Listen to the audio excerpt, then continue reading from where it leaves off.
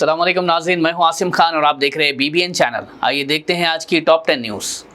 दुनिया भर में इजराइल के खिलाफ प्रोटेस्ट शुरू हो गए हैं जब उन्होंने गाज़ा जाने वाली 8 फ्लोटिला को रोका।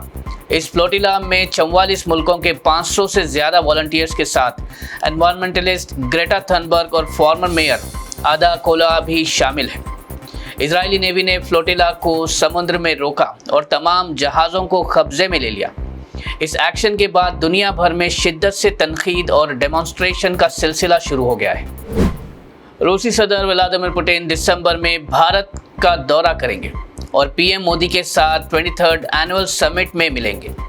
पुतिन ने अपने भारत के दौरे की तस्दीक की और कहा कि तैयारियां फुल स्विंग में हैं। और मीडिया से बात करते हुए पुतिन ने कहा कि वो अपने खास दोस्त पीएम मोदी से मिलने के लिए पुरजोश है।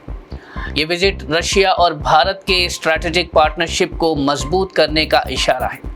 इसके अलावा पुतिन ने कहा कि रशिया में इंडियन फिल्म्स के लिए एक अलग टीवी चैनल है क्योंकि रशिया में इंडियन फिल्म्स को लोग बहुत पसंद करते हैं।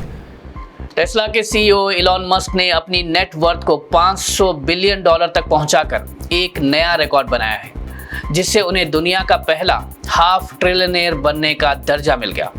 टेस्ला की स्टॉक वैल्यू में 17% का इजाफा और स्पेसएक्स की $400 बिलियन की वैल्यूएशन ने उनकी दौलत में मजीद इजाफा किया है। अगर टेस्ला के प्रपोज्ड पे पैकेज के टारगेट अगले 10 साल में पूरे होते हैं तो इलॉन मस्क दुनिया के पहले ट्रिलियनेयर बन सकते हैं। Tamil Nadu CM M.K. स्टालिन ने बीजेपी को टेंटेड पॉलिटिशियंस यानी बदनाम सियासतदानों का वॉशिंग मशीन करार दिया और AIADMK के जनरल सेक्रेटरी E. पलानीस्वामी को तनकीद का निशाना बनाते हुए कहा कि वो बीजेपी के पपेट बन गए हैं। उन्होंने कहा कि बीजेपी एक वॉशिंग मशीन की तरह है और E. पलानीस्वामी समझ रहे हैं कि वो इंटीग्रिटी के साथ बाहर निकलेंगे, लेकिन बीजेपी उन्हें सिर्फ पब्लिक रैलीज और गैदरिंग्स के लिए इस्तेमाल कर रही है। उन्होंने कहा कि तमिलनाडु के वेलफेयर का ख्याल रखने वाला कोई भी बीजेपी में शामिल नहीं होता क्योंकि बीजेपी सिर्फ RSS के डिविसिव पॉलिसीज का पॉलिटिकल आर्म है। अखिलेश यादव ने बीजेपी हुकूमत पर दलितों के खिलाफ क्राइम्स बढ़ने का इल्ज़ाम लगाया और कहा कि उत्तर प्रदेश इस हवाले से नंबर 1 है। उन्होंने NCRB के डेटा का हवाला देते हुए कहा कि यूपी में 15,130 केसेस रिपोर्ट हुए हैं, जो कि राजस्थान और मध्य प्रदेश के केसेस से बहुत ज़्यादा है। अखिलेश ने बीजेपी पर दलित और बैकवर्ड कम्युनिटीज़ के खिलाफ इनजस्टिस और डिस्क्रिमिनेशन का इल्ज़ाम लगाते हुए कहा कि इस पर इन्वेस्टिगेशन के लिए एक SIT भी बनाया जाना चाहिए। AIMIM party chief Asaduddin Owaisi ने PM मोदी के RSS के रोल की तारीफ पर जवाब देते हुए कहा कि RSS के किसी भी मेंबर ने आज़ादी की जंग में अपनी जान नहीं दी। उन्होंने कहा ब्रिटिश आर्काइव्स में ये साफ मिलता है। उन्होंने PM मोदी से उनके स्टेटमेंट पर सबूत भी मांगा।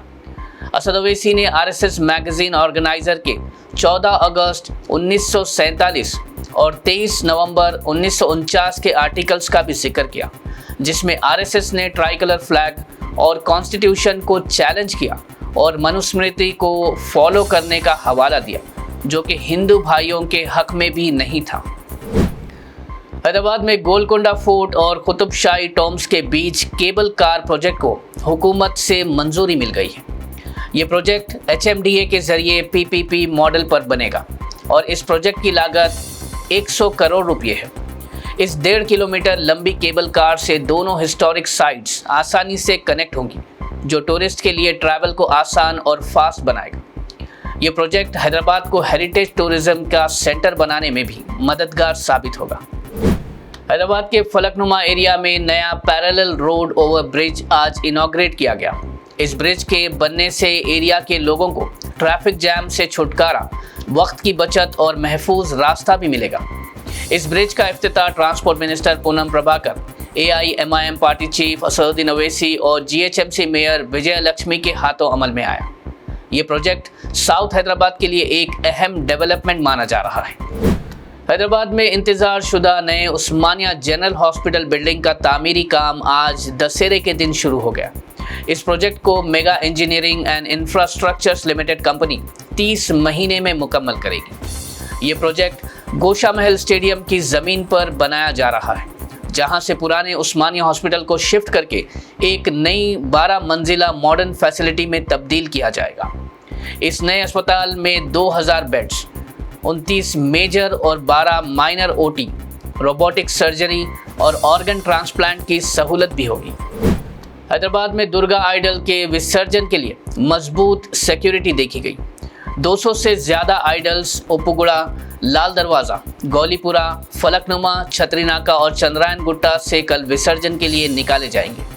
मस्जिदों को प्रोसेशन रूट्स पर क्लॉथ से कवर किया गया है ताकि किसी भी अनवांटेड इंसिडेंट से बचाव हो सके।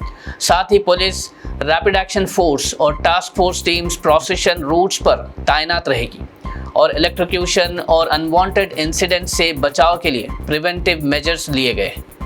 ट्रैफिक रिस्ट्रिक्शंस भी लगाई गई है ताकि विसर्जन सेफ और ऑर्गेनाइज्ड हो।